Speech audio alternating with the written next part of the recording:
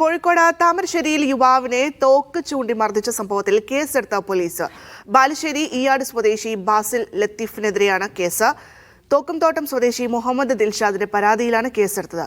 Sameer C Muhammad ചേരുന്നുണ്ട് വാർത്തയുടെ വിശദാംശങ്ങളുമായി. സമീർ, വെള്ളിയാഴ്ച രാത്രിയിലാണ് ഇത്തരത്തിലൊരു ആക്രമണം ഉണ്ടായത്. ഇപ്പോൾ പോലീസ് നടപടി ഉണ്ടായിരിക്കുന്നു. എങ്ങനെയാണ് വിവരങ്ങൾ?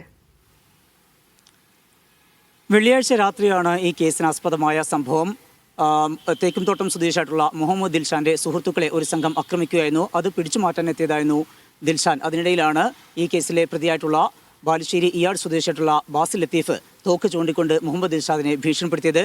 വയറ്റിൽ തോക്ക് കുത്തിപ്പിടിക്കുകയും പിന്നീട് താൻ ഇത് കണ്ടിട്ടുണ്ടോ, കൂടുതൽ കളിച്ചു കഴിഞ്ഞാൽ പൊട്ടിക്കും എന്ന് പറഞ്ഞുകൊണ്ട് ഭീഷണിപ്പെടുത്തുകയും ചെയ്തു. മാത്രമല്ല ദിൽഷാദിനെ ക്രൂരമായി മർദ്ദിക്കുകയും ചെയ്തിരുന്നു. അതിൻ്റെ ഭാഗമായിക്കൊണ്ട് വലിയ രീതിയിൽ പരിക്കേൽക്കുകയും കോഴിക്കോട് മെഡിക്കൽ കോളേജിൽ ദിൽഷാൻ ചികിത്സ തേടുന്ന സാഹചര്യം ഉണ്ടായിരുന്നു. ഈ സംഭവവുമായി ബന്ധപ്പെട്ടാണ് ദിൽഷാനും അതുപോലെ തന്നെ അദ്ദേഹത്തിൻ്റെ കുടുംബവും പോലീസിൽ പരാതി നൽകിയിരുന്നത്. ആ പരാതിയുടെ അടിസ്ഥാനത്തിലാണ് ഇപ്പോൾ ബാലുശ്ശേരി സ്വദേശിയായിട്ടുള്ള ബാസിൽ ലത്തീഫിനെതിരെ ഇപ്പോൾ പോലീസ് കേസെടുത്തിരിക്കുന്നത്. ഇതുമായി ബന്ധപ്പെട്ട് ബാസിൽ നൽകിയിരിക്കുന്ന മൊഴി ഇപ്രകാരമാണ്. അത് എയർഗണ്ണാണ്. താൻ ഭീഷണിപ്പെടുത്താൻ വേണ്ടി മാത്രമാണ് അത്തരത്തിൽ അത് തോക്ക് പുറത്തെടുക്കുകയും അത്തരത്തിലുള്ള സംഭവങ്ങൾ ഉണ്ടാവുകയും ചെയ്തത്.